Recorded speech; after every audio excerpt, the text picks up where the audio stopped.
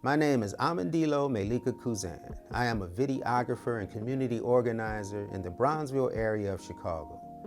I love working with young people and sharing my knowledge of the media and environmental justice. In 2015, I had the pleasure of meeting Asadah Kirkland as she was launching the Soulful Chicago Book Fair. 5 years later, through Asadah's relentless effort, this Black literary celebration is now billed as Woodlawn's premier summer event. Asadah and I have worked closely over the past 5 years producing and documenting the fair and other events. And at the end, there's something that you can draw when you go up.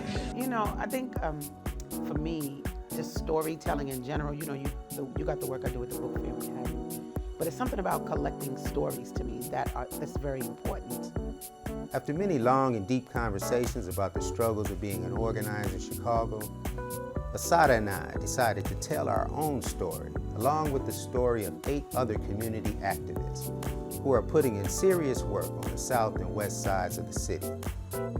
People like Naomi Davis of Blacks in Green, who recently opened the Green Living Room. So the Green Living Room is about living green.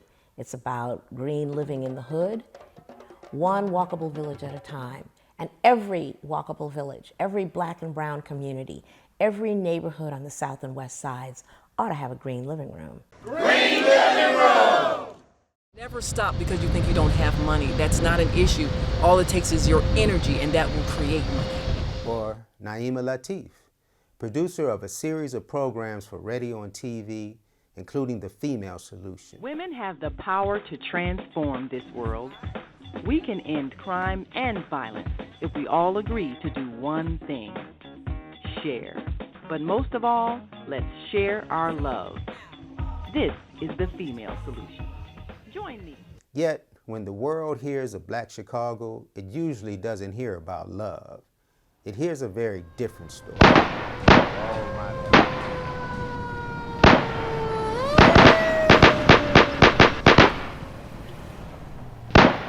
Yes, there is pain. Meet Tawana Patrick.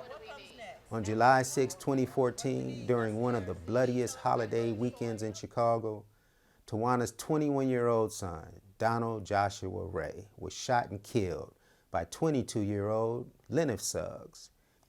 There can be no pain deeper than losing a child. Tawana had just opened a community center to continue her years of service to the Black community and decided to devote the mission of the center to the memory of her son, a respected Black belt that was to teach martial arts at the center before his tragic murder cut his life short. As the trial of Joshua's killer wound through the system, Tawana anxiously awaited the closure of a pretty open and shut murder conviction. The guys are going to be found guilty. It's just how guilty. A 27-year-old man, Michael Johnson, had already been convicted of supplying the gun and was serving a 20-plus year sentence. Yet, the judge in the bench trial returned a verdict of not guilty.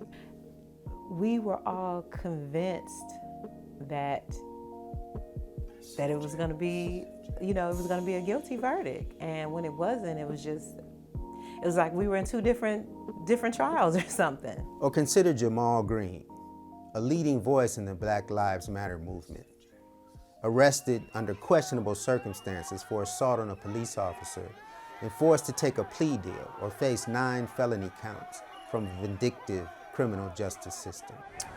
Craziest 9 months of my life, and State's Attorney Anita Alvarez worked all weekend to try to find charges to put on me. As you know, she had an agenda, knowing we were fighting against her, and we actually unseated her with Kim Foxx. Pretty crazy experience, but got through it by the grace of God. Asadah and I are about to take you on a journey. Healing work, the power and pain of Black organizing in Chicago. 10 organizers, 10 approaches, 1 mission. Uplifting Black Chicago. We explore the toll it takes on the health and wellness of the organizers and how we as a community can help promote the healing they seek. Be prepared to see a side of Chicago many never see.